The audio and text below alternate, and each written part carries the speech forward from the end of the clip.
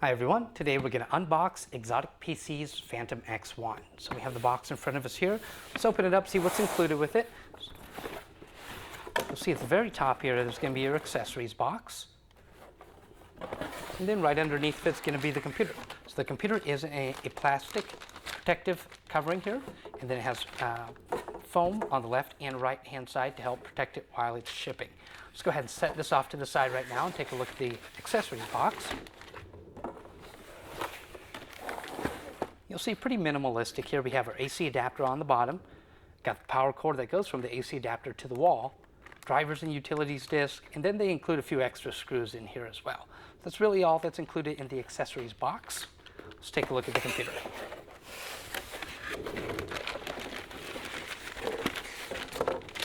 So here we have the computer. Go ahead and take off the protective foam on the side, take it right out of the bag. Here you have, that's the top of it, the front, sides, back, and open it up. And there we have the computer. Hi everyone, thanks for checking out XOTIC PC's video review of our brand new Phantom X1. This is a 15.6 inch IPS type screen. It's a 1920 by 1080 matte type. The CPU is the i7-47HQ, working at 2.5 to 3.5 gigahertz. It is that HQ, so it is not upgradable. For the video card, we have Nvidia's GeForce GTX 860M with 4 gigs of built-in video memory on there. For the system RAM, the default is 8 gigs, and it is upgradable to 16 gigs. We do have one mSATA slot and one regular SATA connection for like a 2.5 inch hard drive. There is no optical drive with it. Built-in wireless does include an 802.11b, G, and N compatible wireless card, which is upgradable. It does not have Windows installed by default, so that's nice. So you can install your own if you have it already. If you don't have one, we can install one for you, which you can select on the configuration page on our website. Standard warranty is 1 year. And then for dimensions, we're looking at 15.25 inches across, 11 inches deep, and a thickness of 1.75 inches. It's weighing in at 6.35 pounds, and that is including the battery that's with it.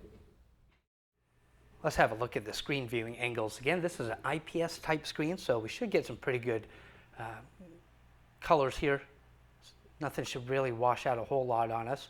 You can see it's straight on here. I'm going to spin it off to the left-hand side, and we'll look for any type of color shift on there. Well, that's holding really nicely. Very expected out of an IPS type screen. Again, this is 1920 by 1080 matte. So we'll spin it off to the right hand side. And again, holding color very well. Really not seeing anything wash out terribly there.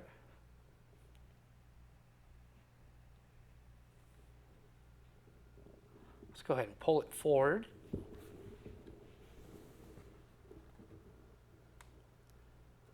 Again, that's holding color very nicely.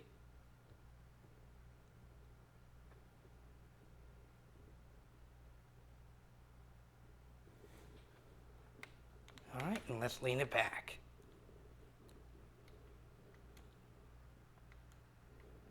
It's about as far back as it'll go there. And like the other ways, that is holding color real nice. So as expected out of an IPS screen, you're getting great viewing angles out of it.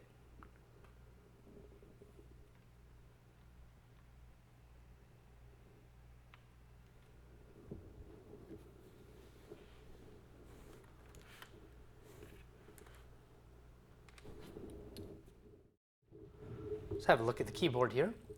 This is going to be your standard keyboard, including the 10 key over here with the 15.6 inch. That's pretty much standard. Really looking for any flex here. So I've pushed down on there. You can see a little give right in the middle. If I go off to the edges here, less on around the edges, especially on the left-hand side. Number pad. Regular typing, I don't really feel any type of, or see any flex either. We'll zoom in a little bit here so we can get a little bit better view of that.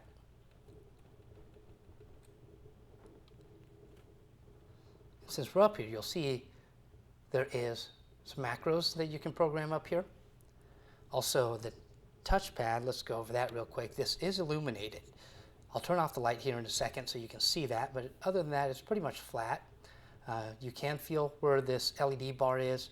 You got the left click, right click. There is no separation between them. It's just nice and smooth. And we also have the touchpad right here. So let's go back into the keyboard. The keyboard's also backlit. It's off right now. You can hit the function and then spacebar, and that'll turn it on. There are two settings, high, low, and off. Let me kill the light so you can see that better. You'll also be able to see that illuminated touchpad better. So there we go. The macro keys are lit up. If you want to turn those off, there's an on and off right there. That turns off the touchpad light as well. So you have control over all of that. You can have it all on or have it all off. Something really unique about the exterior finish on this computer is that texturized finish. And that is supposed to be there. I'm going to adjust the light a little bit, see if you can really notice that coming out. Kind of like those little squares right in there. There's also dual lighting on the back of this. And those are lit up. So let me adjust the light here. You can kind of see how those turn on as well.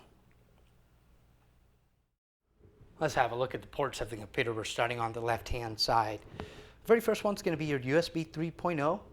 And you can tell, again, that has the blue tab on there. On the right side of that's a USB 2.0, but it also has a power through. So if your computer's off and it's plugged in through AC, you can still charge USB devices like your phone. Next to that's going to be your memory card reader, so like your secure digital card, you can use that in there. 3 status indicator lights. The first one indicating that you are running on battery power and that the AC is not plugged in. Next to that is going to be your hard drive indicator, so that anytime there's read-write to the hard drive, that'll blink at you, and then letting you know the Wi-Fi is the third indicator there. So our Wi-Fi is on, so that's lit up. On the left-hand side, you can see a speaker port, and there's a matching one on the right-hand side as well. So there's your left and right speakers. Now on the right-hand side, we have our microphone, or SPDIF, got your headphone, and 2 USB 3.0 ports. Then your Kensington lock for security. Going off to the back side, got one exhaust port there. Got your AC adapter plug-in, your Ethernet ports, so 10100, 1000, VGA out, and then HDMI out. And then on the right-hand side, looking at the other exhaust port there. And we're just finishing off on the left-hand side where we started. Let's take a look at the boot time. Right now we do have a standard hard disk drive in there, so if you want to get some good speeds, you'll want an SSD or MSATA drive on there. But what I'm going to do, I'll hit the start button on my phone and the power button at the same time. So we'll go 3, 2, 1, go. And I'll try to stop that as soon as it gets to the desktop. Again, a regular hard disk drive is not going to get the fastest times. We have seen some pretty quick ones in the past, but I'm not expecting any brilliant speeds here.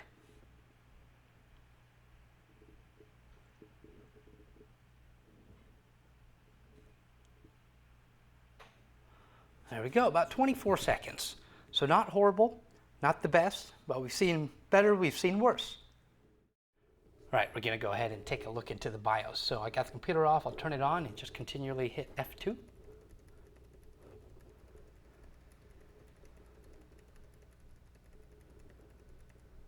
And that'll get us into the BIOS. So on the main page here, you're looking at system date, system time, your boot features here. You can turn your numlock on or off. Let's see if I can go ahead and turn that on. Timeout, CMS support, quick boot, diagnosis, splash screen. Most of these are all going to be disable or enable. Diagnostic, summary screen, BIOS level USB, USB legacy, console redirection, allow hotkey in S4, resume, UEFI boot, legacy boot, boot in legacy video mode, load OPROM, and allow more than 4 gigs of PMEM with legacy OPROM. Let's go into advanced. That is the hard disk drive. You can set that up as AHCI, IDE, or RAID. don't think you'd ever use RAID on here since there's just an mSATA and hard drive on there. So HCI is where you're going to want to be, and I'll show you what's plugged into the SATA ports as well. Security, where you can set your password. Minimum password length, the hard drive password, and set the hard disk drive user password. Got your boot options here, boot mode, and then your boot priorities. Info, and then exit. So we'll just exit, saving changes, because I do want to save that numpad on. You hit that, and it'll just reboot itself. Okay, let's take a look at some performance here. So we got 3D Mark Firestrike that I'm going to get started up. Like usual, we'll have our decimal meter off to the side. And we're also going to include thermal pictures so you can see where the heat is generated from this computer. And then we'll put this microphone down over by that decimal meter on the left-hand side so you can actually hear when the fans ramp up. As usual, we'll be overlaying some pictures from our FLIR gun so you can really see where the thermals come out. And of course, we're going to go over temps and performance as soon as it's done.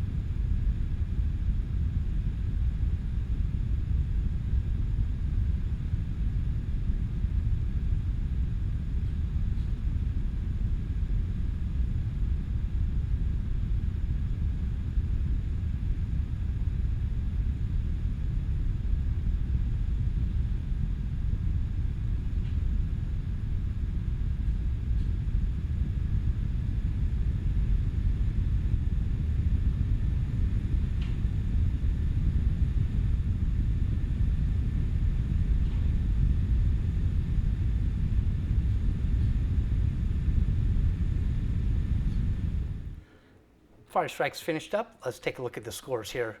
We have a 3,685, graphics score of 3,935, physics score 8,729, and a combined score, let's move this off a little bit. Here we go, 1,573. Taking a look at the temps of the CPU here. We're seeing 93, 88, 95 for the CPU. And let's take a look at MSI Afterburner to get a look at the GPU temps. Can't see that too well, but let me zoom in here. That says 59, so very low GPU temps on there, extremely low. So we have that finished up. We'll run a couple other benchmarks and go over the results of those as well. We ran 3D Mark Ice Storm. Taking a look at the scores here, we're at 54,059, graphics score of 58,683, and a physics score 42,374. Let's take a look at the CPU temps here. A little bit lower than Firestrike, but that's what we normally see. Ice Storm is a little bit less demanding on there. We're seeing anywhere from 87 to 90 Celsius on the CPUs. And let's take a look at MSI Afterburner for the GPU temp. So we're maxing out about 71 there.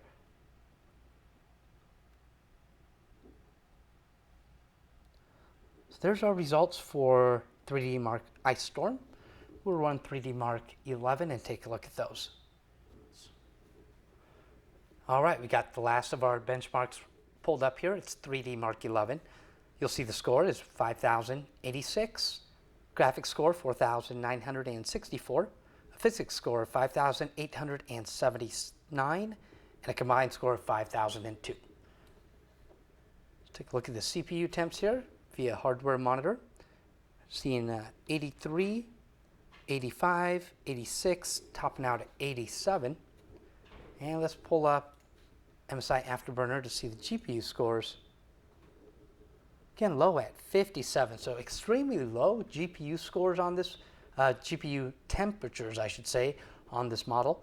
CPUs could be a little bit lower, maybe some IC Diamond could help that out, but the GPU is extremely low. We're going to pop open the bottom and take a look at the internals of the computer. Just some screws around the perimeter, pretty straightforward, nothing tricky to it. So once you've got those all undone, just a little popping and prying to get it open. Just be careful not to break any tabs. Once you do, you can just move that and lift it away. We'll start right in the middle. This is actually the battery on the left-hand side and right-hand side, so it's split. And you can remove this. There's about 5 screws holding it down, and the 2.5-inch hard drive bay is right in here. So it's covered right now, but if you need to get to it, that's where it's at. We got the speakers run on the left-hand side and the right-hand side. We went over those as we were looking over the ports, but there you can actually see the speakers themselves. We'll move along the left-hand side with the wireless card right here. One of the exhaust fans, obviously the second one's over here, and they are connected by one heat transfer pipe. And that's going to cover the GPU and then the CPU. So both of them are actually sharing the same exhaust and the same heat transfer pipe, so they're both using the same dual fans, I should say. Got an MSATA slot right here. And then going off to the right, we got our subwoofer right here. And then we got 2 RAM slots right there in the middle. And there's just the 2. There's not 2 on the other side like we sometimes see. So again, there's a max 16 gigs of RAM support on here. Well, that's going to about finish up our look at the new Phantom X1. So I want to thank you for taking your time to check out our video review of it. Hopefully you got some additional information. If you have any questions, feel free to contact us. It's 1-877-289-9684. You can email sales@exoticpc.com or reach us in live chat. Our office hours are 9 to 5:30 Central Time, Monday through Friday. If you have any questions, let us know, or you can leave any comments underneath. We'll be happy to answer those for you. As always, subscribe and like it. If you do like it, any suggestions are always welcome. Thank you again for your time.